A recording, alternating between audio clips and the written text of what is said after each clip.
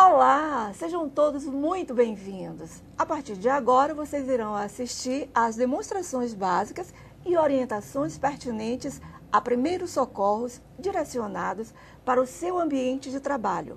Você sabia que dentro do seu ambiente de trabalho podem acontecer diversos tipos de acidentes, desde um simples desmaio, um engasgo ou até um infarto?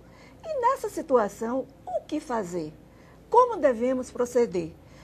Nós estamos aqui diretamente do Centresaf Bahia, em mais uma iniciativa da Escola de Administração Fazendária. E para isso, nós contamos com a participação do capitão Jair dos Reis Pereira, do grupamento do Corpo de Bombeiros do Estado da Bahia. Capitão, muito obrigada por ter vindo, por ter aceito o nosso convite.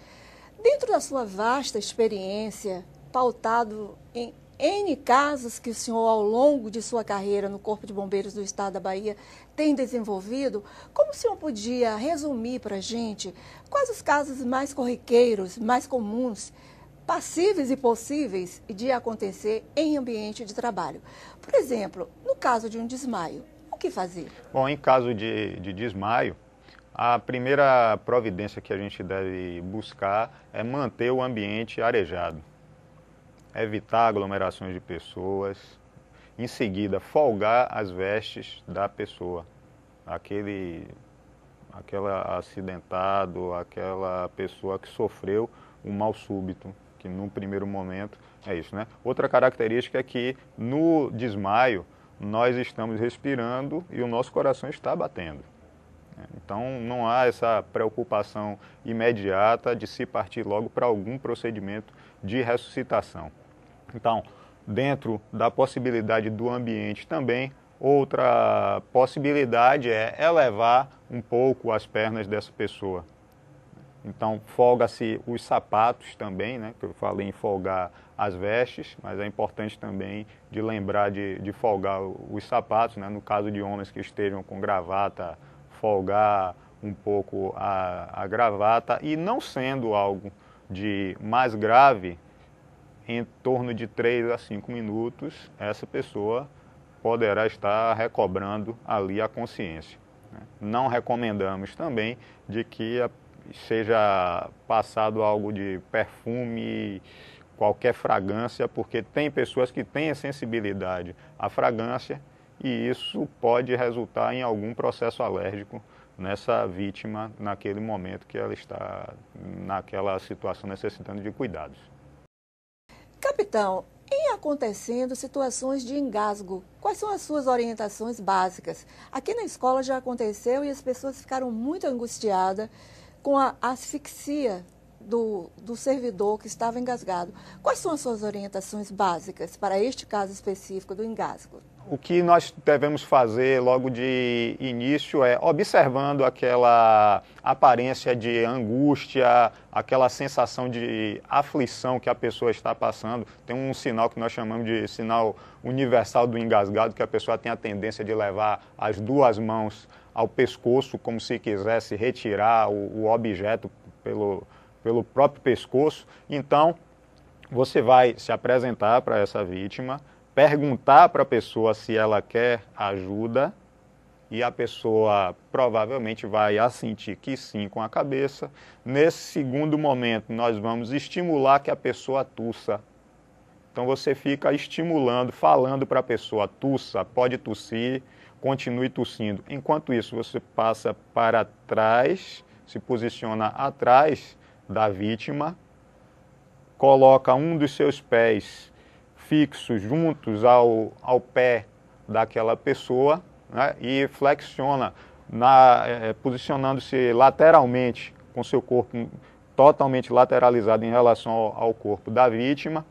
Vai flexionar os joelhos também, envolve o abdômen localizando a cicatriz umbilical, fecha a mão para cima, envolve com a outra mão e nesse momento nós fazemos a movimentação para dentro e para cima, para dentro e para cima. Vai se repetir indefinidas vezes, até que o objeto seja expulso, para que a pessoa volte realmente a respirar com tranquilidade. Capitão, o que o senhor tem a nos dizer no caso de entorse? Já aconteceu também aqui na escola, de uma servidora nossa cair da escada e houve aí uma lesão, como que se fala? Uma torção. Nesse caso, quais são as orientações básicas? Porque, inclusive, no caso específico, ela bateu o joelho e apoiou-se com as mãos. Ou seja, ela comprometeu parte do membro inferior e do membro superior. Quais são as orientações básicas que o senhor nos dá nesse sentido? Nos casos de torção, é recomendado, num primeiro momento, verificar se houve algum comprometimento da coluna dessa pessoa. Conforme a posição que ela caiu, né, o local onde foi onde aconteceu essa queda da vítima ali, principalmente nos casos de torção em membro inferior, né, de tornozelo, mais especificamente. Então nós temos que ter essa preocupação se houve algum comprometimento da coluna. Em não havendo comprometimento da coluna, deve-se buscar, como é uma lesão em articulação, deve-se buscar estabilizar aquele segmento, aquela estrutura ali,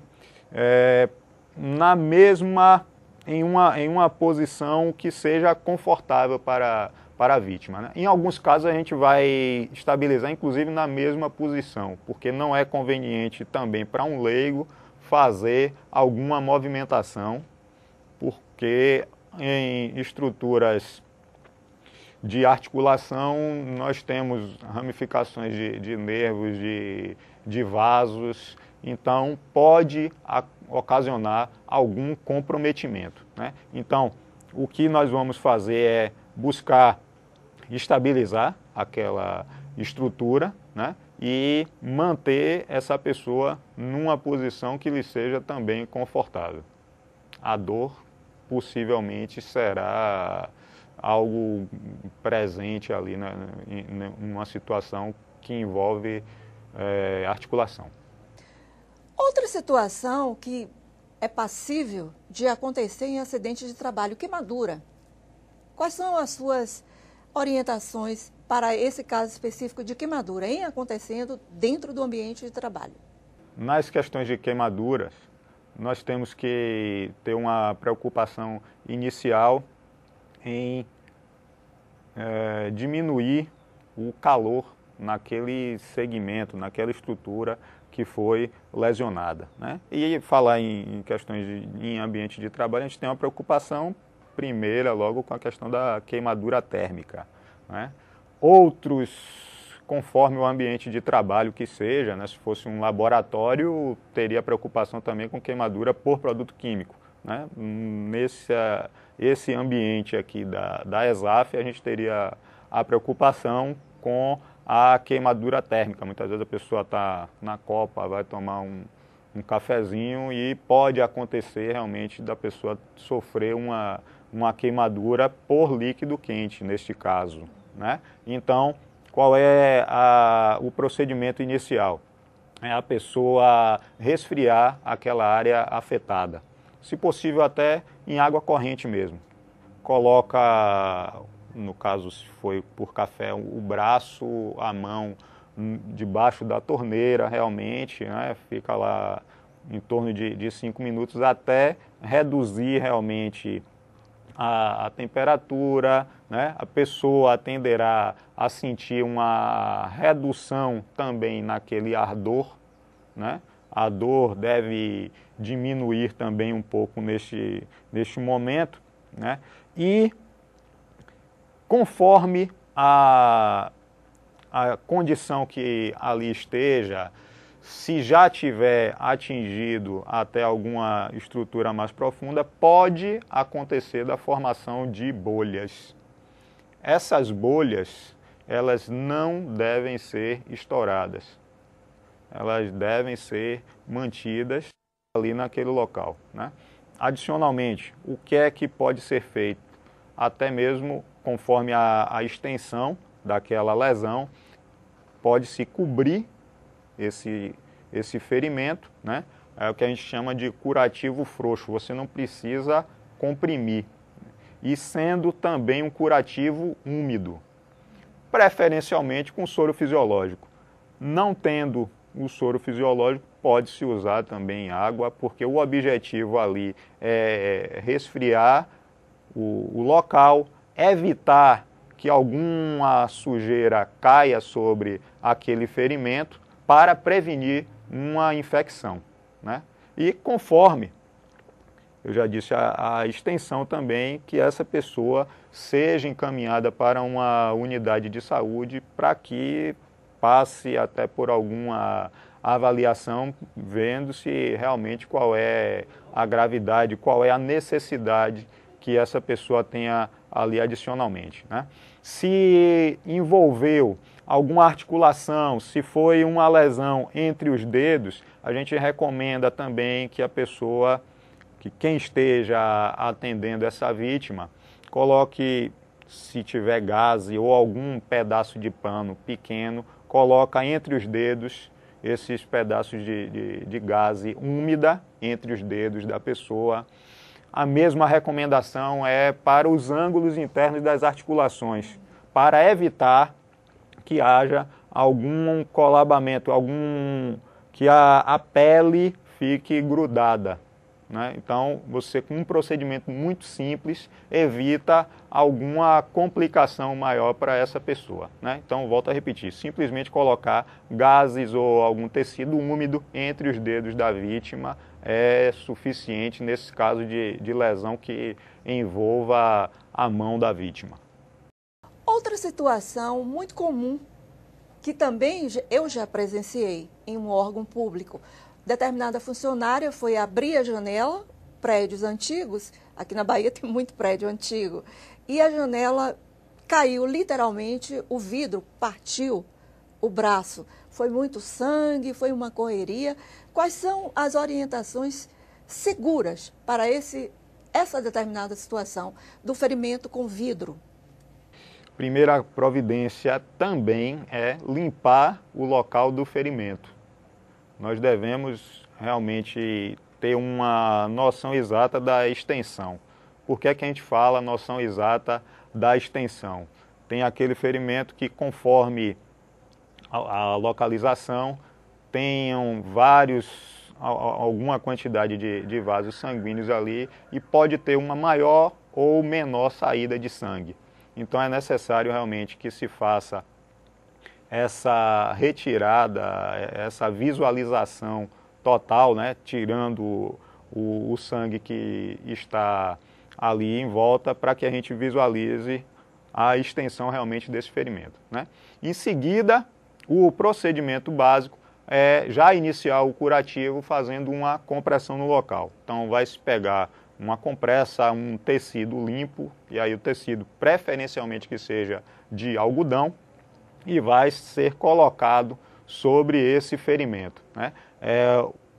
A técnica primeira, que é da compressão externa. Aí você já está cuidando dessa hemorragia externa, né? Que é quando se tem um ferimento, tem também essa hemorragia externa. Então vai ser feito essa compressão para estancar esse sangramento e se complementa fazendo um enfaixamento ali daquela lesão. Capitão, e em caso de um infarto? Sim, porque ninguém está livre de ter um mal súbito, um cardíaco, pressão alta, enfim.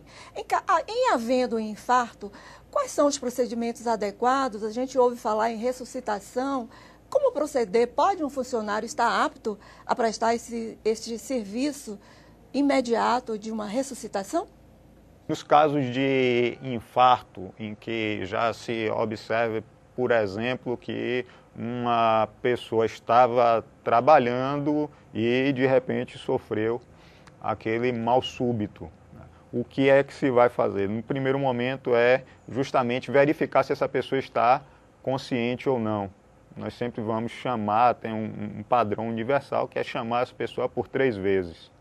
A partir do momento que a gente chama a pessoa ali por 3 vezes, verificou que não houve resposta, então você solicita ajuda, chama alguma outra pessoa para te acompanhar nesse atendimento. Enquanto vem essa ajuda, a gente deve também tomar alguns procedimentos. Por exemplo, a pessoa estava numa estação de trabalho, sentiu-se mal, ela deve ser retirada ali daquela cadeira, posicionada sobre um local sólido, um ambiente plano também que permita que o peito dessa pessoa seja comprimido. Que é justamente o questionamento inicial da senhora, que é referente à ressuscitação cardiopulmonar, né? Então, nesse momento, o que é que se vai fazer? Ao constatar que a vítima está sem resposta, repetindo, né? Constatei que a vítima está sem resposta, chamo ajuda e vou comprimir o peito dessa vítima, comprimo o tórax em cima do osso externo. Traço uma linha imaginária entre os mamilos e entrelaço as mãos e comprimo o tórax dessa vítima. Nas imagens nós mostramos exatamente a posição perpendicular que o socorrista deve adotar em relação ao corpo da vítima, né, para que possa artificialmente fazer com que o coração mande o sangue para o cérebro. O objetivo principal da ressuscitação é justamente manter a irrigação cerebral. E ao fazer isso, eu vou repetir 30 vezes essas compressões torácicas e em seguida que eu executo 2 ventilações. Esse processo ele deve se repetir de compressão e ventilação por 5 vezes até que eu faça a reavaliação, ou até que se chegue um suporte avançado, chegue uma equipe treinada, uma equipe especializada para executar realmente o procedimento devido ali naquela vítima, né? Se for necessário a aplicação de alguma medicação. Bom, mas a nível ainda de suporte básico, algo importante que é necessário que as pessoas tomem conhecimento é a aplicação realmente do equipamento, do aparelho desfibrilador externo automático. Então, em vários ambientes hoje já são disponíveis. Em aeroportos, por exemplo, nós temos disponíveis aqui no nosso país. Então, ele é autoexplicativo, é um aparelho realmente que já demonstra como serão aplicadas as pás no tórax da vítima e é feita a análise daquele paciente, verifica se há necessidade de aplicação de choque ou não, e aí o socorrista vai aplicar o choque. Para e passo, enquanto o aparelho aplicou o choque, né, após 2 minutos é que ele pode ser reutilizado. Então, neste meio tempo, continua-se executando os procedimentos de ressuscitação, né? A compressão torácica ela não é eliminada com a utilização do desfibrilador, né? A partir do momento que o aparelho analise que não há necessidade também de aplicação de choque, é sinal também que a pessoa já teve algum restabelecimento, mesmo que não na sua totalidade. Finalizando, capitão, quais são as suas orientações que o senhor transmite a todo órgão que mantenha no ambiente de trabalho equipamentos necessários ao atendimento de primeiros socorros? A gente recomenda realmente alguns materiais muito básicos. Primeiro, a luva de procedimento, frasco de soro fisiológico, gaze também esterilizada, atadura, alguma bandagem, né, que possa realmente dar algum suporte para aquela pessoa que sofra algum acidente, né? Então, procedimento realmente pontual, né? Se naquele ambiente de trabalho sabe-se que tenha um posto médico, aí em questões de mal súbito, outros sintomas que a pessoa sinta, pode-se até dirigir diretamente para esse local, né? Que é importante também no ambiente de trabalho que se saiba como acionar esse serviço. Qual é o direcionamento ou qual é a forma que se tem para chamar esses profissionais que já se encontram ali naquele ambiente de trabalho, né? Se é um prédio, se é, algum conjunto de prédios ali também e se saiba que tem um posto de saúde, né? Então é necessário que se conheça ali naquele local como é que se vai acionar aqueles profissionais para o atendimento. Além do que, em qualquer circunstância, né, tem um primeiro atendimento feito pela pessoa que presenciou o fato e a orientação também é que essa pessoa, essa vítima, no caso, seja encaminhada para esse posto de saúde aí, para que um profissional de saúde, se possível até um profissional médico, faça realmente uma avaliação mais detalhada dessa vítima. Capitão, muito obrigada. Em nome da Escola de Administração Fazendária, nós apresentamos os nossos agradecimentos. Sem dúvida, foram valiosas as suas colaborações. O Corpo de Bombeiros da Bahia agradece ao convite e a possibilidade também de estarmos partilhando os conhecimentos a respeito de primeiros socorros.